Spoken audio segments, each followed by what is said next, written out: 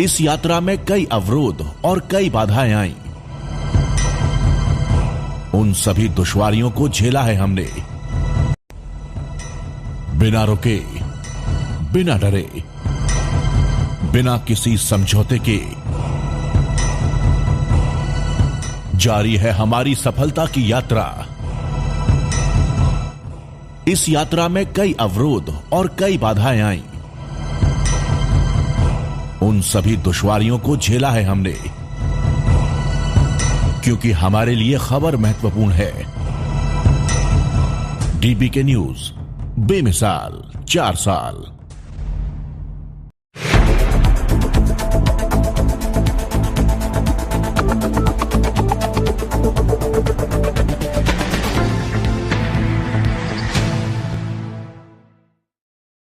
राजस्थान में सीएम अशोक गहलोत और पायलट के बीच चल रही सियासी रस्साकशी के बीच पायलट समर्थक विधायक वेद सोलंकी ने पार्टी आलाकमान से मांग की है कि वो दोनों नेताओं को लेकर जो भी निर्णय लेना है तुरंत प्रभाव से ले। उन्होंने कहा कि आलाकमान को जो भी निर्णय होगा वो मानेंगे, लेकिन आलाकमान को तुरंत कोई न कोई निर्णय लेना चाहिए ताकि कार्यकर्ताओं का जोश बना रहे।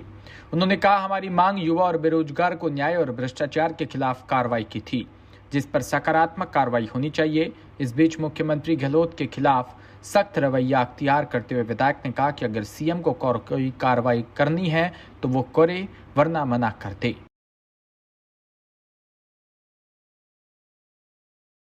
सूरतगढ़ में सर्व समाज ने विधायक रामप्रताप कासनिया के खिलाफ मोर्चा खोल दिया है। नगरपालिका में सर्व समाज के संस्थाओं को धर्मशाला की जमीन आवंटित को लेकर विधायक द्वारा ऐतराज करते हुए संस्थाओं द्वारा कराए गए निर्माण को ध्वस्त करवाने के आदेश के खिलाफ सर्व समाज का गुस्सा फूट चुका है। सेन समाज धर्मशाला में सर्व समाज के लोगों ने बैठक बुलाकर विधायक का विरोध करते हुए विधायक निवास के आगे मुर्दाबाद के नारे लगाए। को लेकर दिए सर्व समाज को नगर पालिका के तहत कानूनी प्रक्रिया के हिसाब से जिन 4 संस्थाओं की हम बात करें उनको जगह आवंटन की थी, लेकिन यहाँ के स्थानीय विधायक रामप्रताप जी कासनिया ने कलेक्टर को इस लिखित शिकायत दी है कि ये कब्जे तोड़े जाए, अतिक्रमण किया गया। उसके विरोध के अंदर सर्व समाज आज इकट्ठा हुआ है। हम इस बात की भी निंदा करते हैं कि स्थानीय विधायक ने समाज को जो हथियार बनाया है उसके खिलाफ वो बोल रहे हैं। आज से पूर्व में लोगों ने बहुत कब्जे किए, एक शब्द का नहीं था, लेकिन सर्व समाज की व्यवस्थाओं के जो चीज़ थी, धर्मशाला या वहाँ पे कोई भी सर्व समाज अपना निर्माण करता, लेकिन उसमें सारी चीज़ों में स्थानीय विधायक ने जो सर्व समाज के खिलाफ जो आवाज़ उठाई है उसमें आज रोष है। और हमारा निवेदन रहेगा प्रशासन से इन सारी चीज़ को संज्ञान लेके सर्व समाज को इस जगह आवंटन करवाएं, नहीं तो सर्व समाज विरोध में उतरेगा। जिस तरीके से आज रामप्रताप कासनिया के विरोध में अगर सरकार इस बात पर फैसला नहीं करती है तो सरकार के खिलाफ ये लड़ाई आगे मजबूती से लड़ेगी। जयपुर से खबर, जहां मुआना मंडी में श्रद्धांजलि सभा का आयोजन किया। स्वर्गीय ओम तंवर को पुष्प अर्पित कर मंडी के व्यापारी वर्ग और मजदूर वर्ग ने श्रद्धांजलि सभा आयोजित की। इस दौरान तंवर के मंडी में किए गए कार्यों को सभी ने सराहना की। पूर्व मंत्री प्रभुलाल सैनी सहित कई जनप्रतिनिधियों ने भी इस दौरान शिरकत की। इस दौरान मंत्री ने सुंदरकांड पाठ का भी आयोजन रखा।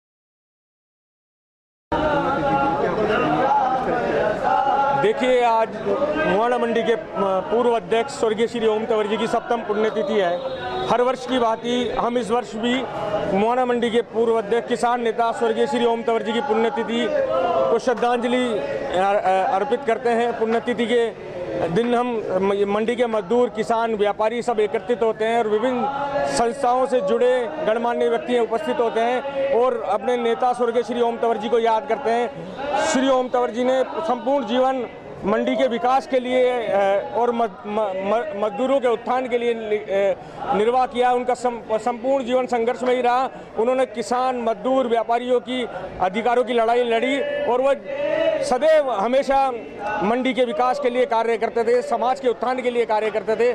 तो हम हर वर्ष 2 जून को स्वर्गीय श्री ओम तंवर जी को याद करते हैं और उन्हें मुआना मंडी में एक श्रद्धांजलि सभा होती है, जिसमें मंडी का प्रत्येक मजदूर, किसान, व्यापारी इस सभा में उपस्थित रहता है और अपने नेता को याद करते हैं और श्रद्धांजलि अर्पित करते हैं। राहुल तंवर, अध्यक्ष, मुआना मंडी टर्मिनल मार्केट, जयपुर।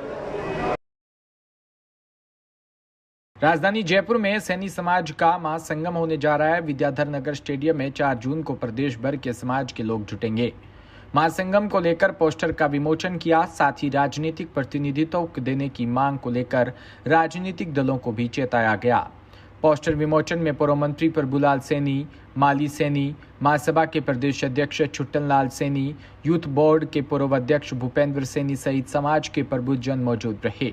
सैनी ने बताया कि महासंगम में लोकसभा अध्यक्ष ओम बिरला मुख्य अतिथि होंगे, साथ ही देश भर से समाज के वरिष्ठ जन शिरकत करेंगे।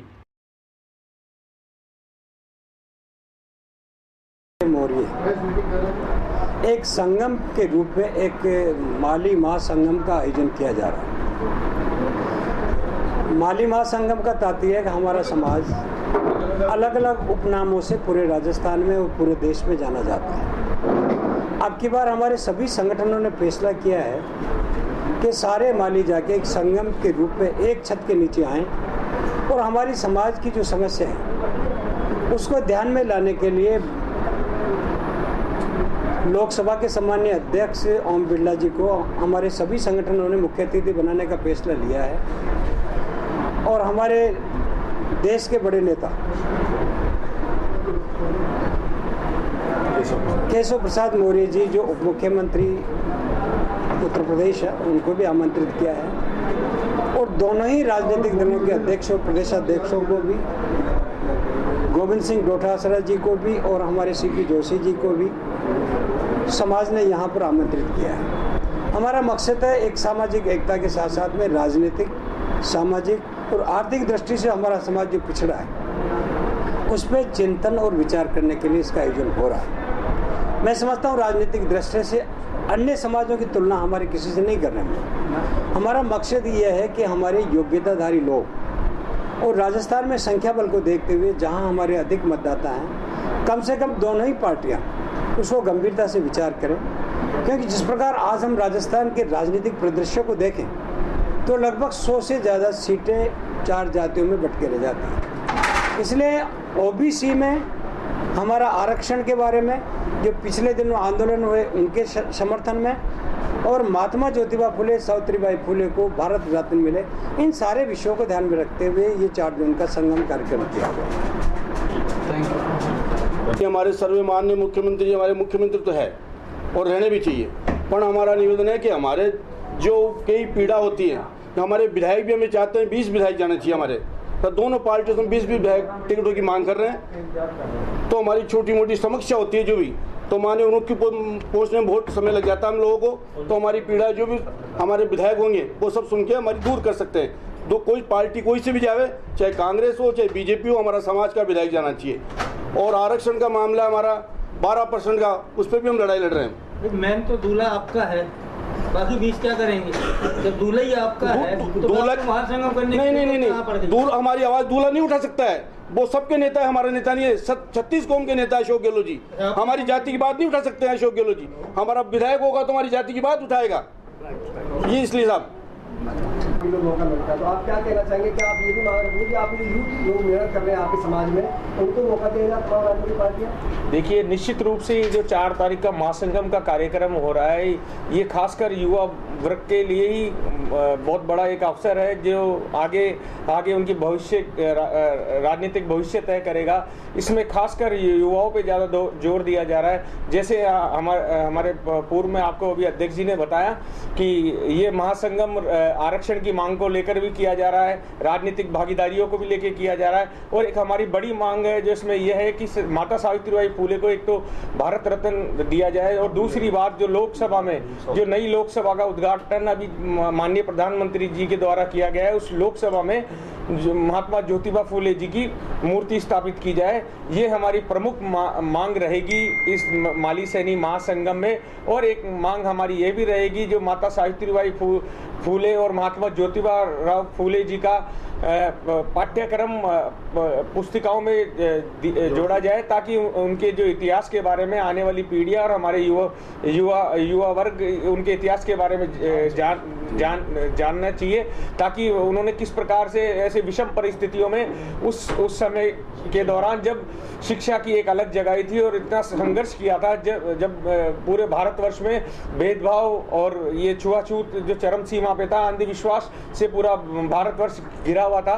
तो हमारी ये खासकर इस महासंगम के दौरान ये बड़ी मांग रहेगी कि हमें दोनों पार्टियां जो भी राजनीतिक दल है उसमें युवाओं की भागीदारी सुनिश्चित की जाए, जिससे और आरक्षण की जो हमारी मांग है जो लंबे टाइम से चलती आ रही है, और आरक्षण हमारे समाज को दिया जाए, ताकि हमारे युवाओं का जो भविष्य है वो सुनिश्चित हो सके और युवाओं के भविष्य के साथ खिलवाड़ ना हो। मध्य प्रदेश के शहडोल जिले से खबर, जहां शासकीय उच्चतर माध्यमिक विद्यालय बाणसागर देवलोद में गणित संकाय की छात्रा गौरी सिंह ने विद्यालय में 12वीं की परीक्षा प्रथम श्रेणी में उत्तीर्ण कर अपने माता पिता व गुरुजनों का नाम रोशन किया। हमारे संवाददाता उमेश शुक्ला से खास बातचीत के दौरान गौरी सिंह ने बताया कि वो आगे उच्च शिक्षा प्राप्त कर देश की सेवा करना चाहती है।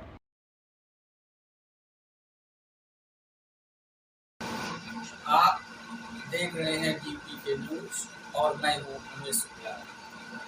हमारे साथ शासकीय उच्चतर माध्यमिक विद्यालय बाणसागर देवलोद की होनहार छात्रा गौरी सिंह है, जिन्होंने बाणसागर शासकीय उच्चतर माध्यमिक विद्यालय देवलोद में कक्षा 12वीं गणित संकाय में प्रथम स्थान प्राप्त किया है।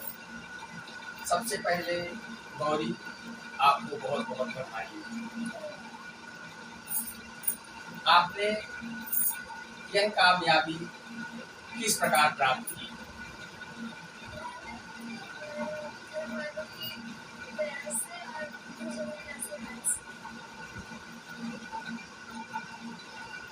आपने बाणसागर में पहला स्थान प्राप्त किया है। अब आगे आपकी क्या योजना है, आप क्या करना चाहती हैं और आपका क्या बनने का उद्देश्य है?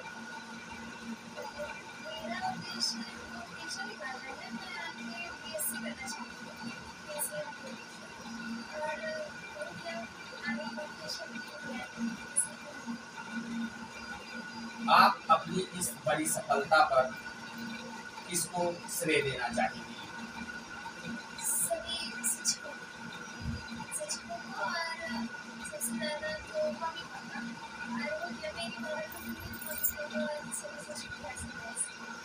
शिक्षकों की मेहनत और मम्मी पापा का सपोर्ट आपकी कामयाबी का राज है।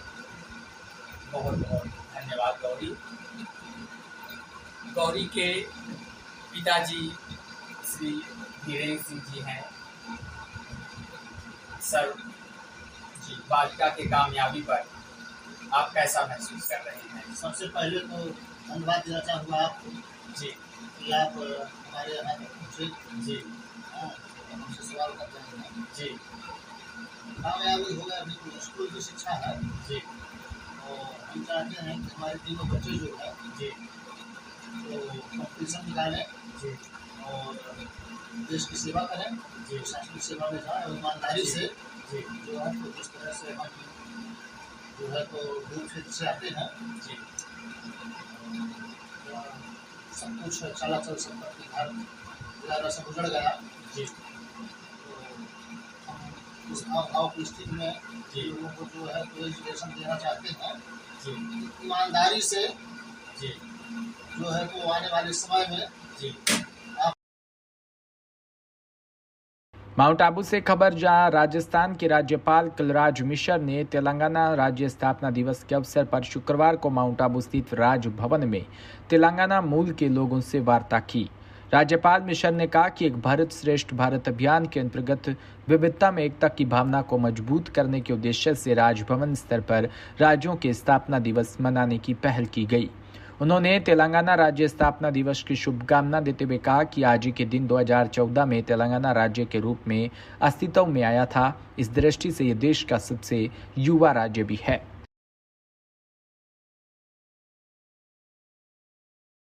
माउंट आबू में राजस्थान के राज्यपाल कलराज मिश्र ने परिस्थिति तंत्र को सुरक्षित रखते हुए हिल स्टेशन माउंट आबू के विकास के लिए प्रभावी कार्य करने के निर्देश भी दिए। उन्होंने माउंट आबू से संबंधित विभिन्न विकास योजनाओं के बारे में भी शुक्रवार को अधिकारियों को बुलाकर उनसे संगत संवाद किया। राज्यपाल ने सिरोही जिला कलेक्टर डॉक्टर भंवरलाल से जिले में चल रहे विकास कार्य, विभिन्न परियोजनाओं, आदिवासी क्षेत्रों के विकास आदि के बारे में चर्चा की। उन्होंने जिला कलेक्टर से माउंट आबू के पर्यटन विकास के बारे में भी जानकारी ली।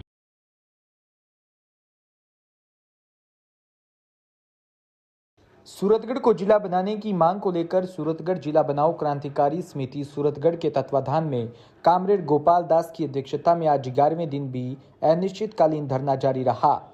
धरना स्थल पर क्रांतिकारी समिति के अध्यक्ष लीलाधर फौजी, संरक्षक बद्री प्रसाद बनानी, मास्टर सुगनपुरी, एडवोकेट ललित किशोर सहित अनेक लोग उपस्थित रहे।